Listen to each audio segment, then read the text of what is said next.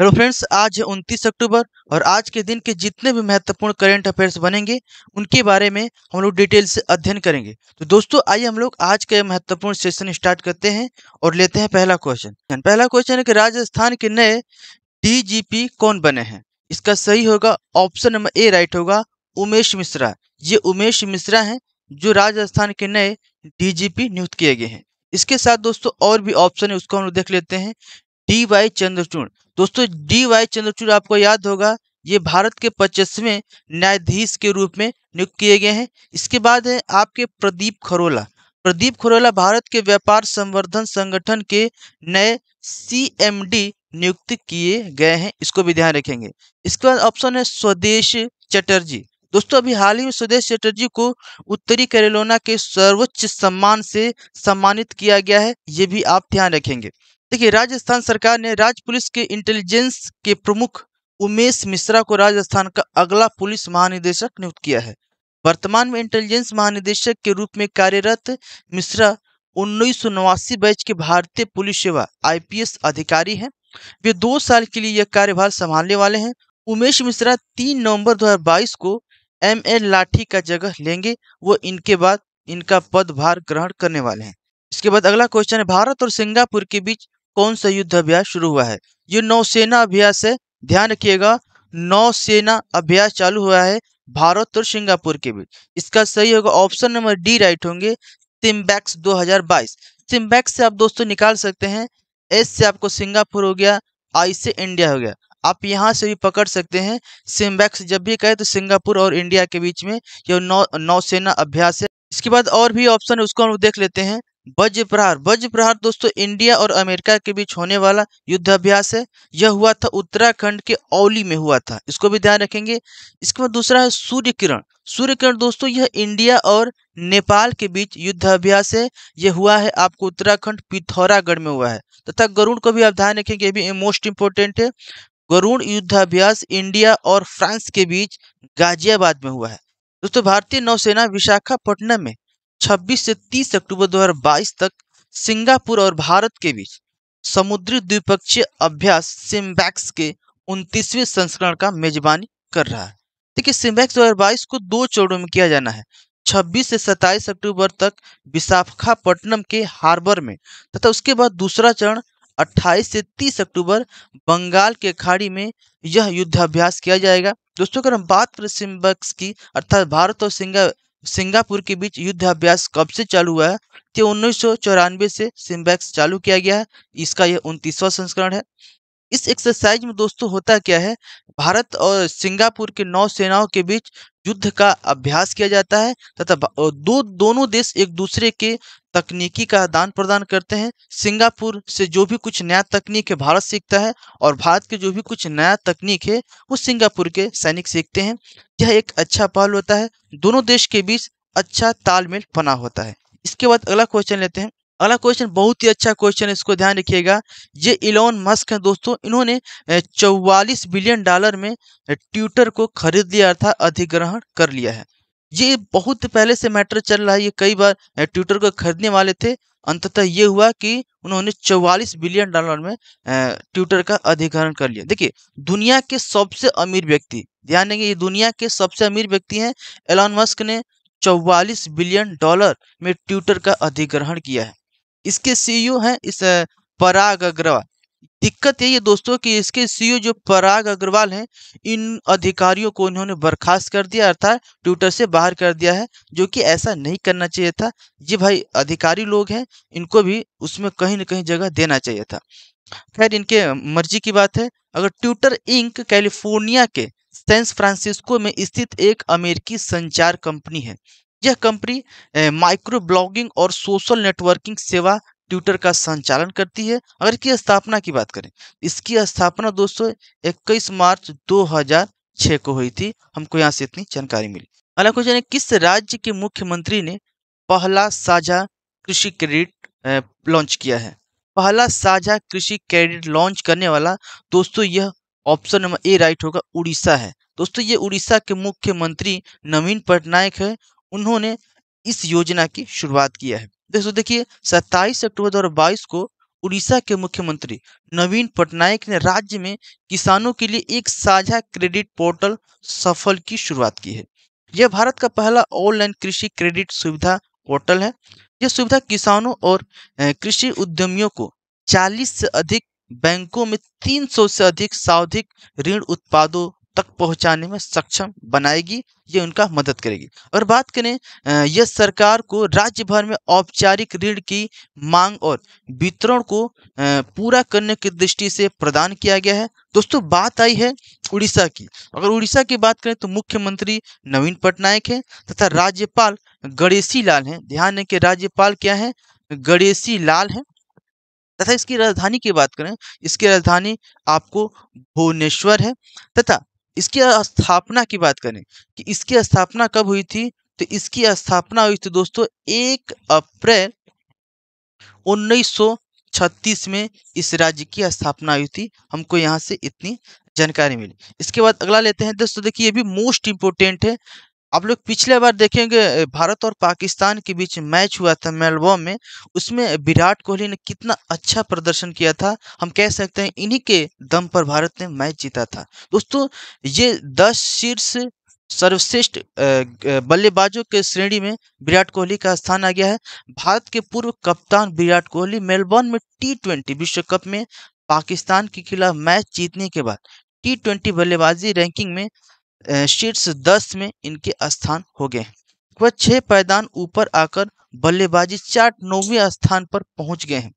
विराट कोहली की अगर बात करें तो T20 विश्व कप के बाद नवंबर 2021 में कई महीनों तक पहली बार वे 10वीं शीर्ष था। 10 लोगों के जो मेन शीर्ष था उनसे बाहर थे, लेकिन इस मैच के बाद वह उनके अंदर आ गए, अर्थात 10 टॉप 10 में इनका जगह बन गया है। हालांकि यह फरवरी 2022 में शीर्ष 10 स्थान में वापस आ गए थे, लेकिन अब फिलहाल फिर से ये 9वें स्थान पर जगह बनाए हुए हैं। ये हमारे लिए एक अच्छी खबर है। और हम लोग की ये दुआएं होंगी कि भारत T20 वर्ल्ड कप जीते। इसके बाद अगला क्वेश्चन लेते हैं। बीसीसीआई ने भारतीय पुरुष और महिला क्रिकेटर के लिए समान वेतन की घोषणा की है। ये बहुत ही एक अच्छा क्वेश्चन है तथा ये जो भी क्रिकेट बोर्ड है इनका बहुत ही अच्छा निर्णय हम कह सकते हैं कि जो भी भारतीय पुरुष वर्ग और महिला वर्ग हैं उनको समान वेतन, अर्थात जो भी मैच खेलेंगे उनको जितना पुरुषों को पैसा दिया जाता था उतना ही अब महिलाओं को दिया जाएगा। दोस्तों देखिए, बीसीसीआई ने एक ऐतिहासिक फैसले में टीम इंडिया के सभी केंद्रीय अनुबंधित पुरुष और महिला क्रिकेटर का समान वेतन घोषणा कर दिया है। वर्तमान परिवर्तन के आधार पर दोस्तों अब महिला टीम को प्रति मैच के लिए 15 लाख तथा वनडे के लिए 6 लाख तथा T20 के लिए 3 लाख उनको फीस मिलेगी। भारतीय महिला टीम ने हाल ही में अभी 2022 में बर्मिंघम में राष्ट्रीय मंडल खेलों में भारत का पहला पदक जीता था। इसको आप ध्यान रखेंगे। इसके बाद नेक्स्ट लेते हैं। 28 से 29 अक्टूबर को भारत में आयोजित किए जाएंगे UNSC की आतंकवादी विरोधी बैठक। ये मोस्ट इंपोर्टेंट है दोस्तों। देखिए, संयुक्त राष्ट्र सुरक्षा परिषद अर्थात UNSC की आतंकवादी विरोधी समिति की एक बैठक 28 से 29 अक्टूबर 2022 को मुंबई और नई दिल्ली में आयोजित किए जाएंगे। दोस्तों, इस साल की थीम है आतंकवादी उद्देश्यों के लिए नई और उभरती औद्योगिकों के उपायों से निपटना।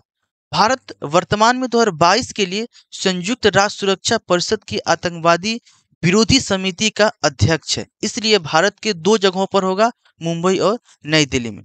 संयुक्त राष्ट्र में भारत का स्थायी प्रतिनिधित्व रुचिरा कंबोज कर रही है। इसको ध्यान रखेंगे, रुचिरा कंबोज भारत के तरफ से अस्थायी प्रतिनिधित्व कर रहे हैं। इसके बाद नेक्स्ट क्वेश्चन लेते हैं। ICICI बैंक का MD तथा CEO किसे नियुक्त किया गया है? इसका सही होगा ऑप्शन नंबर बी राइट होगा, संदीप बख्शी। ये संदीप बख्शी हैं जिनको इस बैंक का नए MD तथा CEO नियुक्त किया गया है। दोस्तों, इसमें और भी ऑप्शन देख रहे हैं, इनको देखिए। ये शक्तिकांत दास, ये RBI के प्रेजेंट टाइम में गवर्नर है, MD तथा CEO हैं। तथा आपको देखिए ऑप्शन नंबर सी दिख रहा है, दिनेश कुमार खर्रा। दिनेश कुमार खर्रा दोस्तों SBI के ये MD तथा CEO हैं। तथा संजीव चड्ढा दोस्तों बैंक ऑफ बड़ौदा के MD तथा CEO हैं। इनको भी आप ध्यान रखेंगे। दोस्तों, ICICI बैंक ने संदीप बख्शी को 3 साल की अवधि के लिए प्रबंधक निदेशक अर्थात एमडी और मुख्य कार्यकारी अधिकारी अर्थात सीईओ के रूप में फिर से नियुक्त किया गया है। इससे पहले थे दोस्तों, इससे पहले इनका कार्यकाल था 3 अक्टूबर से 2023 तक था, लेकिन अब इनकी अवधि को बढ़ाकर 4 अक्टूबर 2023 से 3 अक्टूबर 2026 तक किया गया है। दोस्तों ये एमडी तथा सीईओ आरबीआई के अनुमोदन के आधार पर ही नियुक्त किए जाते हैं, इसको भी ध्यान रखेंगे। उन्होंने 15 अक्टूबर 2018 को बैंक के एमडी तथा सीईओ के रूप में कार्यभार संभाला था, लेकिन अब इनको फिर कार्यकाल बढ़ाया गया है। अगर हम बात करें आईसीआईसीआई बैंक की स्थापना की, तो इसकी स्थापना 1994 में हुई थी तथा इसका मुख्यालय है इसका मुख्यालय है मुंबई में। इसको आप विशेष तौर पर ध्यान रखें। इसके बाद नेक्स्ट लेते हैं, 2 भारतीय समुद्री तटों को मिला ब्लू फ्लैग। मोस्ट इंपोर्टेंट है दोस्तों, इसको भी ध्यान रखेंगे। देखिए, केंद्रीय मंत्री भूपेश यादव ने 26 अक्टूबर 2022 को यह घोषणा किया कि लक्षद्वीप में स्थित 2 भारतीय समुद्र तटों मिनिकॉय थुंडी समुद्र तट और कदमत समुद्री तट को अंतर्राष्ट्रीय इको लेबल ब्लू फ्लैग प्राप्त हुआ है। उसके बाद भारत में अब कुल मिलाकर 12 ब्लू फ्लैग समुद्री तट हो गए हैं। दोस्तों 12 भारत के अंदर 12 ब्लू फ्लैग समुद्री तट। ये ब्लू फ्लैग समुद्री तट में होता क्या है दोस्तों? इसमें होता क्या है कि दुनिया के जो भी स्वच्छ समुद्री तट हैं उनको यह जीआई टैग दिया जाता है, ब्लू टैग दिया जाता है। इनकी स्वच्छता को देखते हुए दिया जाता है। तो इस आधार पर भारत में 12 ऐसे समुद्री तट हैं।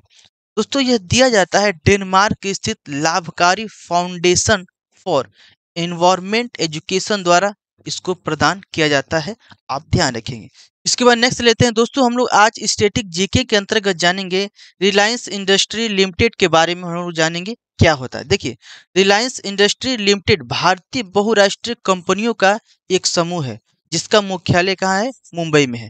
दोस्तों रिलायंस इंडस्ट्री भारत के अंदर ऊर्जा, पेट्रोकेमिकल, प्राकृतिक गैस, खुदरा दूरसंचार तथा मास मीडिया और वस्त्र सहित विविध व्यवसायों में इसका योगदान है। यह भारत के अंतर्गत इन क्षेत्रों में कार्य करता है। अगर इसकी स्थापना की बात करें, इसकी स्थापना 8 मई 1973 को हुआ तथा इसके संस्थापक धीरू भाई अंबानी है तथा इसकी सहायक अगर कंपनियों की बात करें तो रिलायंस रिटेलर, रिलायंस पेट्रोलियम तथा जियो प्लेटफॉर्म आदि इसके प्रमुख सहायक है।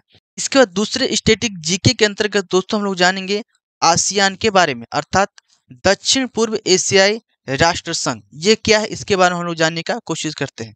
दोस्तों आसियान दक्षिण पूर्व में 10 सदस्य देशों का एक राजनीतिक आर्थिक संघ है, अर्थात इसमें कह सकते हैं आसियान में कुल टोटल 10 देश हैं, आप इसको ध्यान रखेंगे। यह अंतर सरकारी सहयोग को बढ़ावा देता है और अपने सदस्यों के बीच आर्थिक, राजनीतिक, सैन्य और शैक्षणिक एकीकरण का सुविधा प्रदान करता है, जो एक बहुत ही अच्छा पहल है। अगर सदस्य देशों की बात करें, इन सदस्य देशों में है Brunei, Cambodia, Indonesia, Laos, Malaysia, Myanmar, Philippines, Singapore, Thailand और वियतनाम। इनके ये प्रमुख देश हैं। अगर इसकी बात करें सचिवालय, इसका सचिवालय है जकार्ता में तथा इसके महासचिव कौन है?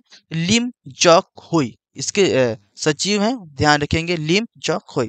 तो दोस्तों हम आशा करेंगे कि आज हमने जो भी प्रमुख क्वेश्चंस लिए हैं आपको समझाने का कोशिश किया है, आपको अच्छे प्रकार से समझ में आए होंगे। दोस्तों आज के वीडियो में बस इतना ही। मिलेंगे कल के नए रोचक घटनाओं के साथ, तब तक के लिए जय हिंद।